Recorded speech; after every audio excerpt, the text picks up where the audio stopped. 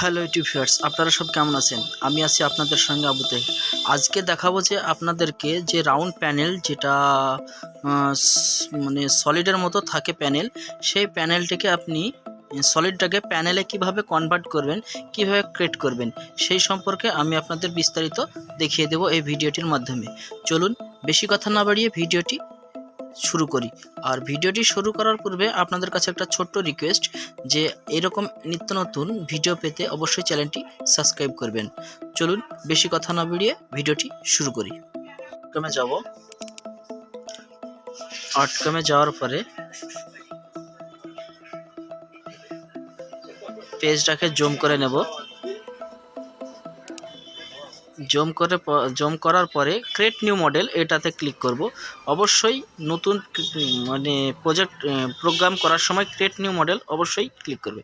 তারপরে আমরা এটা ইঞ্চিতে করে নেব। ইঞ্চিতে সবচেয়ে সুবিধা হবে বোঝার, তার জন্য এটা আমি ইঞ্চিতে মেজারমেন্টটা নিয়ে নিলাম। যে প্যানেলটা আমি মেপে নিয়েছিলাম সেটার মেজারমেন্ট এখানে বসিয়ে দিলাম। তারপরে ওকে দেওয়ার পরে পেজটাকে আমি জুম করে নেব।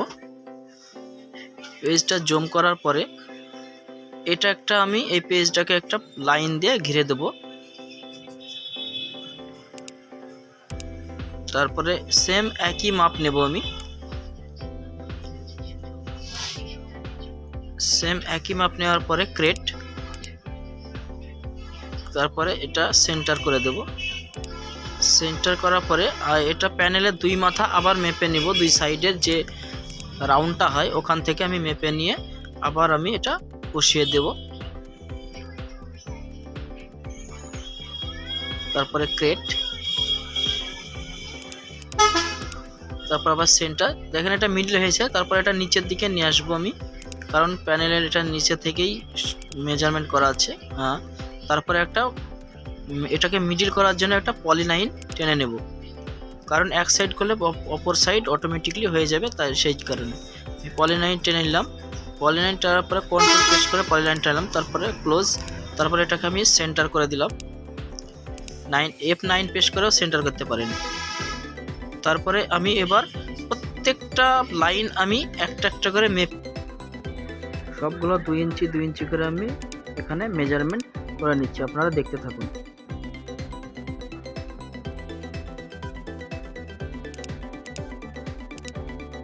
সেন্টার আবার নিচে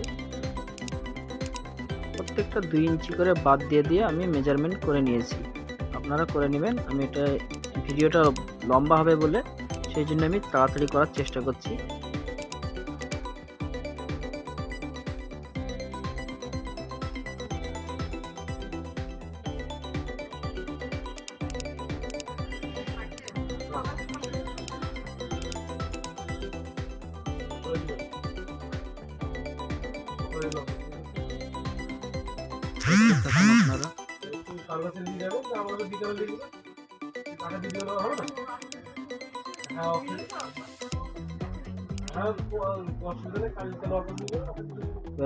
এবার একটা পলিলাইন ক্রিয়েট করব। তারপরে এখানে কোণায় থেকে ওই মাথায় জুড়ে দেব। এটা হচ্ছে মেন পয়েন্ট। তারপরে এটা নোট এডিটিং আমি এটা ক্লিক করলাম। ক্লিক করার পরে এখানে ক্লিক করার পর তারপর কিপ্যাডের বি প্রেস করতে হবে। এটা ক্লিক করার পরে কিপ্যাডের বি, তারপর এটা ভেঙে যাবে। তারপরে এটা আপনার ইচ্ছা মতো আপনি নিজে যেমন খুশি তাহলে আমি ঠিক লাইন লাইন মেলাবো। দেখতেই পাচ্ছেন, আপনারা খুব মেলানোর চেষ্টা করছি। এইভাবে আপনারা করতে থাকবেন, কোনো দিনই লাইন টেরা বেঁকা হবে না, আপনার মেজারমেন্ট ঠিক থাকবে। এইটা হচ্ছে মেন। দেখেন আমি আমার নিজের ইচ্ছা মতো করছি। তারপরে এটাকে আমি এক পাশে হয়ে গেলে বা ডান পাশে করতে হবে। ডান পাশে করতে গেলে কী করতে হবে, এই দেখেন মাইরর ভেক্টর, রাইট ক্লিক, দেখেন মাইরর ভেক্টর, এটা মাইরর ভেক্টর ক্লিক করুন, তারপর রাইট। দেখেন তারপরে এটা সবগুলো আলাদা আলাদা আছে, এটাকে কাটতে হবে, সব কেটে কেটে করতে হবে। তার কারণ দেখেন প্রত্যেকটা আলাদা আলাদা আছে। এগুলোকে জয়েন্ট কিভাবে করব, এটা একটা পেস্ট করে আর একটা শিফট পেস্ট করে ক্লিক করে জয়েন্ট করার পরে এবার আমার আউটলাইন হয়ে গেল। এইটা হলো আমার প্যানেল। এবার প্যানেলে আমি এটা ছেড়ে দেবো। আমি একটু স্পিডে করছি, আপনারা দেখতে থাকুন। আমি 0.8 ছেড়ে দিলাম। তারপরে আমি এগুলাকে কপি করে নেব, কারণ অন্য একটা পেজে যাব, কারণ বুঝতে সুবিধা হবে সেই জন্যে। কারণ এখানে অনেকগুলো দাগ আছে, কপি করে নিলাম। তারপরে এটা মিনিমাইজ করে দিয়ে আমি একটা নতুন পেজে যাচ্ছি। ভিডিওটি বড় হবে বা লম্বা হবে বলে সেই জন্য একটু স্পিডে করার চেষ্টা করছি। তারপরে সেম একই পজিশন, একই সেম থাকবে। তারপরে ওটাকে আমি কপিটা পেস্ট করে দেবো। পেস্ট করে দিলাম। এইটা হলো আমার প্যানেল। এবার এই প্যানেলে সলিডের যদি ডিজাইন থাকে আপনি কাটবেন কিভাবে সেটা আমি দেখিয়ে দিচ্ছি। সলিডের অনেকেই ডিজাইন থাকে অনেক, কিন্তু প্যানেলে বসাতে পারেন অনেকেই। দেখেন আমি আমার নিজের ডিজাইনটা নিয়ে আসছি। এখানে রাধাকৃষ্ণটা আমি নিয়ে আসবো দেখিয়ে দেওয়ার জন্য। রাধাকৃষ্ণটা ওখানে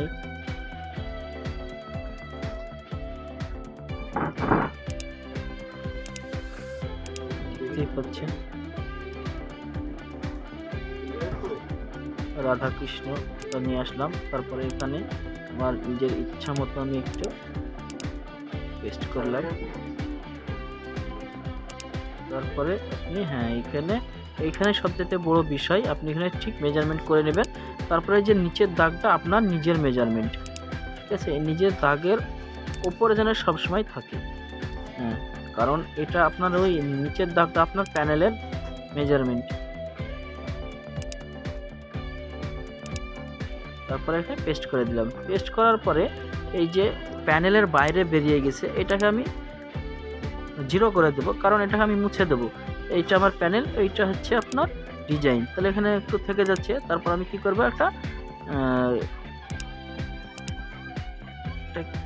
এটা আমি কি করে নেবো, রেক্ট্যাঙ্গেল টেনে নেবো। রেক্ট্যাঙ্গেল টেনার পর ওটা সিপ পেস্ট করে একটু আমি রাইট বাটন টিপে করে স্যাপ এডিট গিয়ে 0 করে দিলাম।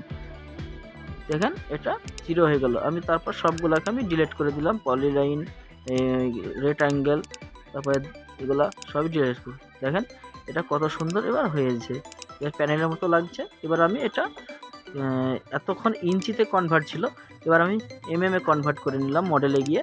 তারপরে এমএম, তারপরে ওকে যাওয়ার পরে আমি এটার হাইট দেব, যেহেতু আমি ডিজাইনটা কাটবো। তারপরে এটা আমি 7 mm হাইট দিলাম। আপনাদের চাইলে নিজের ইচ্ছা মতো করতে পারেন। তারপরে এটা 3Dতে ভিউ দেখলাম। দেখেন 3D ভিউ দেখার পরে কত সুন্দর হয়েছে দেখেন। এবার আমি এটা টুলপথ করে দেব। টুলপথটা আপনাদের সবারই জানা আছে, তবু আবার নতুন করে কিছু বলার নাই, আমি করে দিচ্ছি। তারপরে এখানে যাবেন 6 mm। আমি একটু স্পিডে করার চেষ্টা করছি, যেহেতু এটা আমার ভিডিওটা লম্বা হয়ে যাচ্ছে। তারপরে এখানে 2D করার পরে নাও 2D হয়ে গেল দেখেন। তারপরে ক্লোজ, তারপরে আবার 3D করার পরে সিলেক্ট ভেক্টর, তারপরে রাস্টার থাকছে। আপনি আপনার ইচ্ছা মতো চাইলে যত খুশি কমাতে পারেন, বাড়াতে পারেন। তারপরে এস, তারপর সিলেক্ট, তারপরে এখানে আপনি এটা জাতামাতা দিয়ে দিলেন নাম, তারপরে নাও। এইটা হচ্ছে আমার 3D কাটিং চলছে, দেখতে পাচ্ছেন। এইভাবে আপনারা চাইলে করতে পারেন।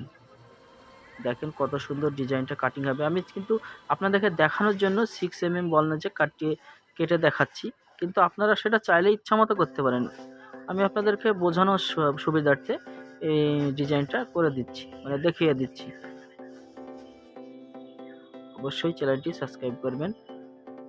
আর এরকম ভিডিও পেতে আপনাদের কোনো অসুবিধা হলে কমেন্ট বক্সে কমেন্ট করবেন, আমি যথেষ্ট সমাধান করার চেষ্টা করব।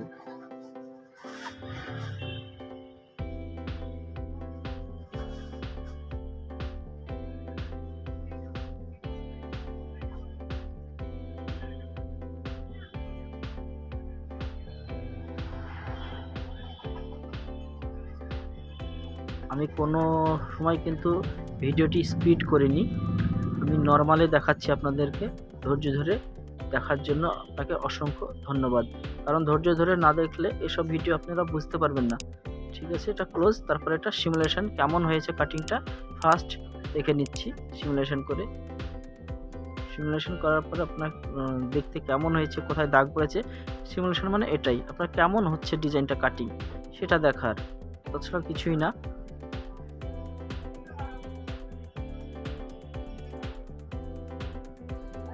এই যে দেখেন জুম করে দেখাচ্ছি কত সুন্দর হয়েছে। এই দেখেন 6 mm বর্ণে কাটা রেখে দিলাম। এবার আমরা টুল পথগুলো সেভ করব। সেভ কীভাবে হবে, তারপরে যাব আমরা টুল পথে যাওয়ার পরে সেভ টুল পথ। তারপরে এখানে আমি প্রথমে সিলেক্ট করব 2Dটা অবশ্যই সিলেক্ট করে দেখে নেবেন। তারপর 2D আমি রাধাকৃষ্ণ আরকে দিলাম, তারপরে সেভ করলাম। তারপরে আবার 3Dটা আমি আবার সিলেক্ট করি, দিয়ে করে আবার এদিকে নামটা সেভ করলাম 3D আরকে সেভ। এ আমার ডিজাইন রেডি।